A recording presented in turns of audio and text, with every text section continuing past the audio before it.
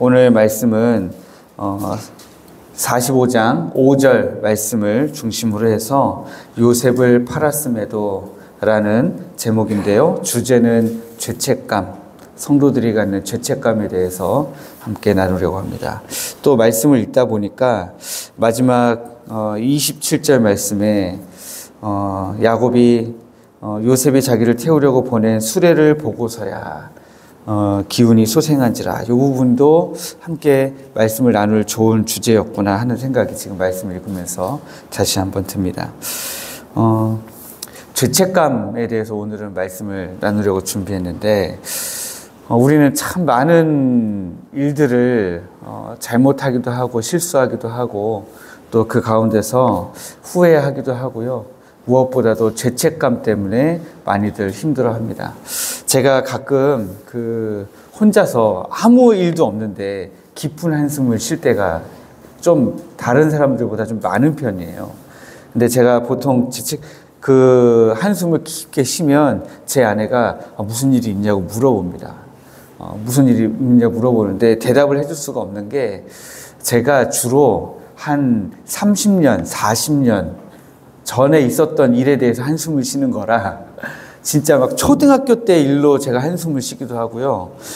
저도 그러니까 아직까지 저를 감싸고 있는 그런 죄책감들이 되게 많은 것 같습니다. 왜 이렇게 그런 일들은 안 잊혀지고 지금 막 떠올라가지고 저로 하여금 한숨 짓게 하는지, 그때 저는 왜 그랬을까? 왜 그때 그렇게 하지 못했을까? 이런 후회가 되게 많아서, 제가 어른이 되고 난 이후에도, 결혼한 다음에도 아니고요, 근 한 5년에서 10년 정도 사이에 이 한숨 때문에 제가 현재는 한숨 짓지 않으려고 노력을 참 많이 합니다.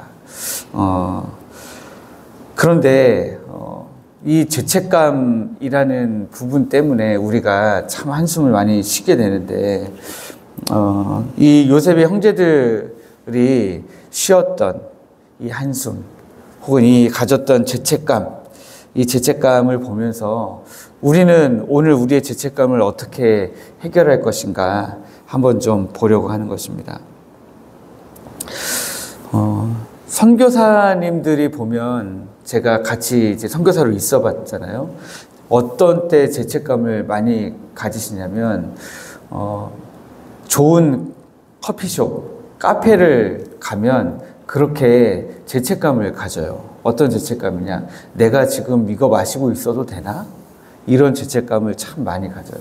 예를 들어서 우리가 가장 그래도 좀 사람들이 봤을 때 좀 돈이 좀 드는 카페다 그러면은 스타벅스 막 이렇게 얘기하잖아요. 그러면은 사실 스타벅스나 다른 커피숍이나 가격 차이가 그렇게 많이 안 나거든요.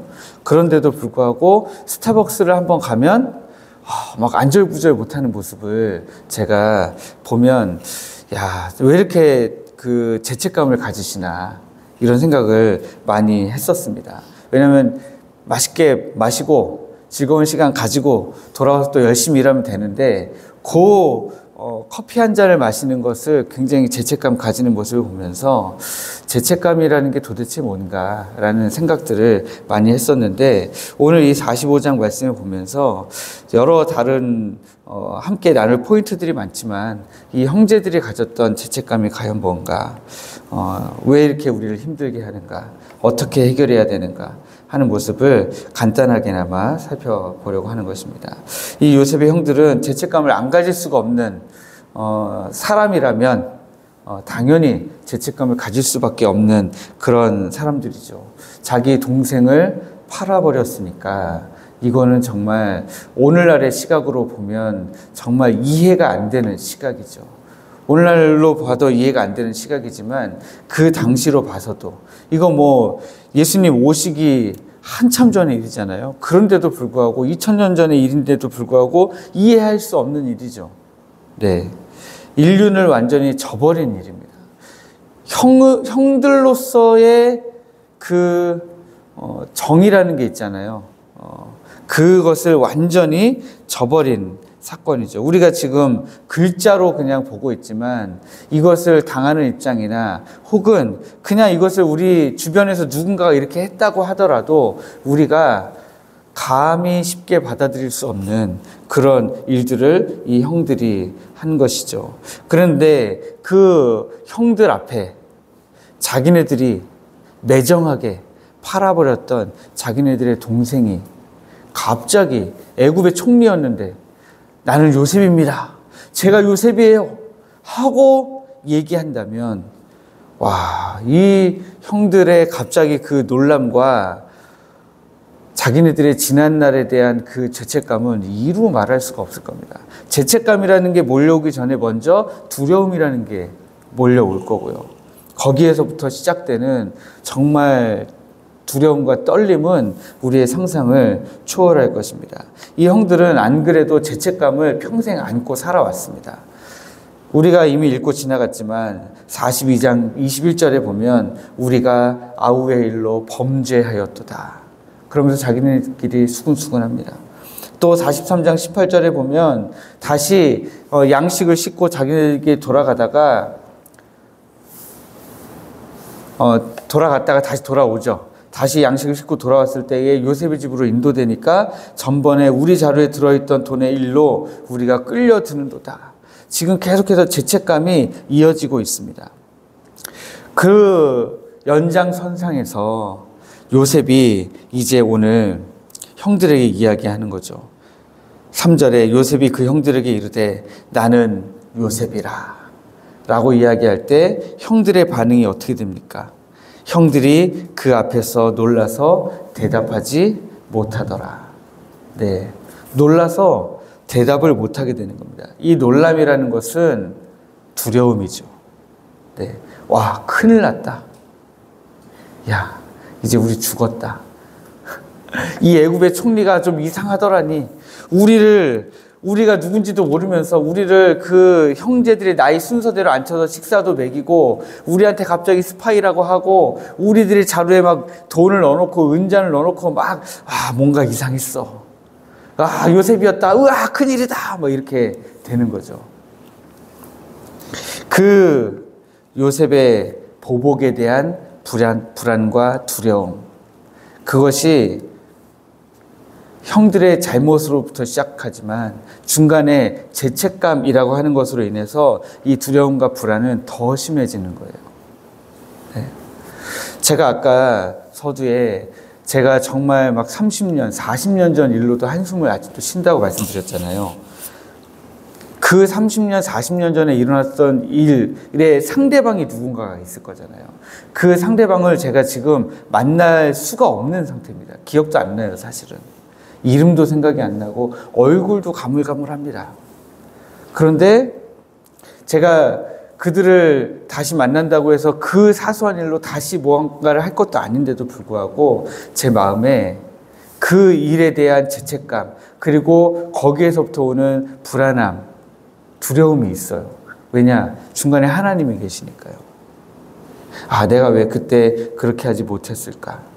근데 이 형제들도 지금 요셉이 자기가 애굽의 총리가 자기가 요셉이라는 사실을 밝혔을 때에 거기에서 오는 죄책감을 기본으로 하는 두려움이라고 하는 것이 엄청났다라고 하는 것입니다.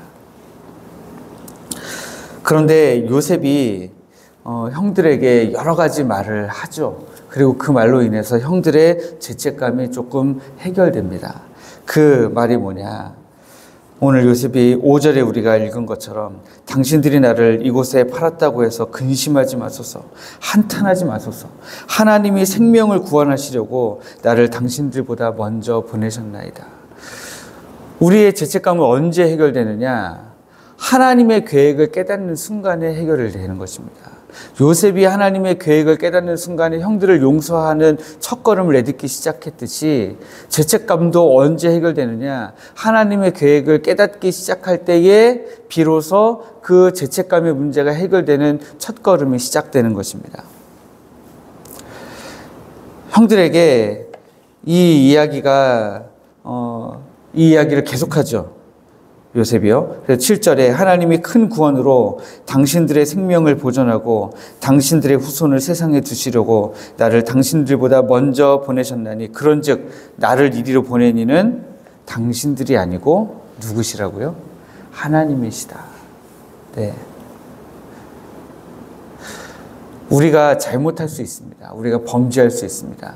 그러나 우리가 잘못하고 범죄하고 실수하는 것은 다 하나님이 먼저 앞서 가시는 걸음의 계획의 하나인 것입니다.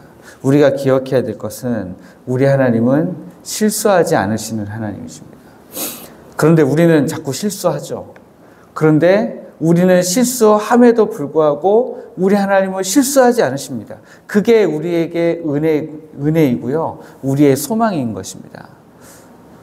제가 목사인데도 불구하고 실수하고 제가 잘못하고 제가 넘어질 수 있어요.